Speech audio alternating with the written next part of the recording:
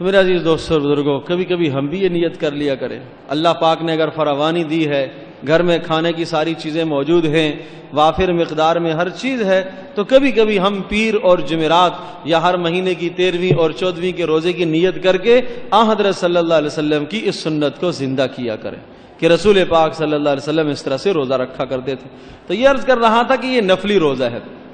تو اس نفلی روزے میں آپ زوال سے پہلے اگر نیت کریں گے، زوال سے 1 گھنٹہ پہلے تک آپ نیت کر لیتے ہیں تو یہ آپ کا روزہ جائز ہو جائے گا، لیکن وہ اس شرط میں کہ جب آپ نے صبح صادق سے لے کر اس وقت تک کوئی شے نہ کھائی ہو اور نہ پی ہو، یہ آپ کا روزہ جائز ہے۔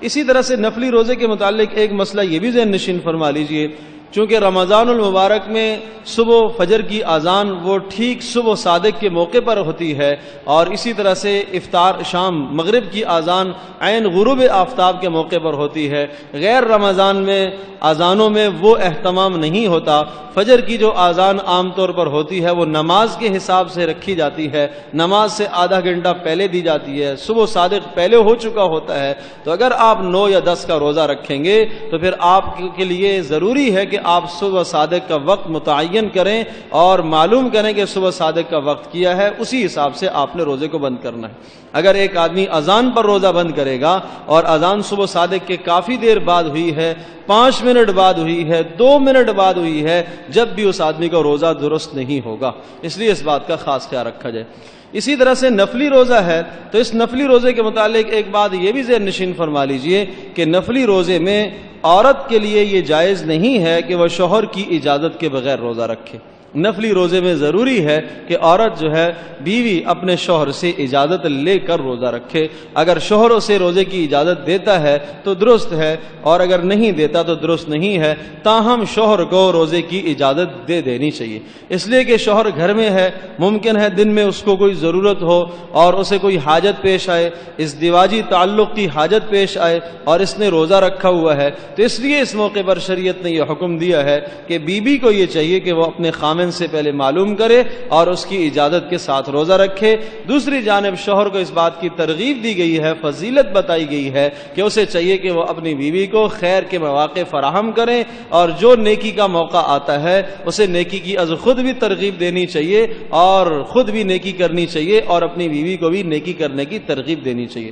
تو یہ نفلی روزے کے متعلق چند مسائل تھے۔ اسی طرح سے افطار کے متعلق بھی آپ ذہن نشین فرما لیں کہ افطار اگر مغرب کی اذان قدرے تاخیر سے ہے، 2 منٹ تاخیر سے ہے، 3 منٹ تاخیر سے ہوتی ہے، اور آپ کو معلوم ہے ٹھیک غروب آفتاب کا وقت آپ کو معلوم ہے، تو آپ اذان سے پہلے بھی افطار کر سکتے ہیں۔ بنیاد یہ ہے کہ غروب آفتاب ہو جائے تو آپ روزہ افطار کر سکتے ہیں۔ اسی طرح سے نفلی روزے کے متعلق ایک یہ مسئلہ بھی ذہن نشین فرما لیجئے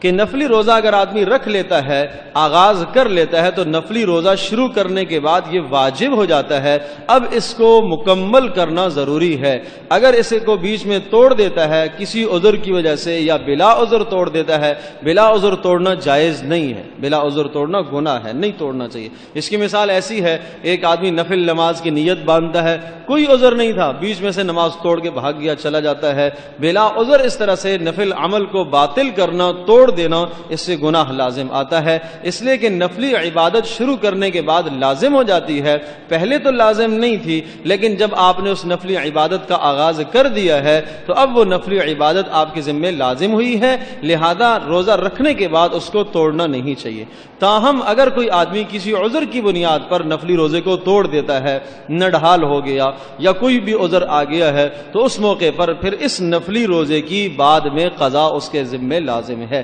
عرض کیا کہ نفلی عبادت شروع کرنے کے بعد واجب ہو جاتی ہے، اس لیے اس کی تکمیل ضروری ہے۔ تو اگر بیچ میں سے یہ نفلی روزہ توڑ دیتا ہے 10 محرم کا، 9 محرم کا یا 11 محرم کا، تو اس روزے کی پھر بعد میں قضا کرے گا، جیسے اسے موقع ملے، جس طرح سے اسے سہولت ہو، بعد میں اس کی قضا کر لے۔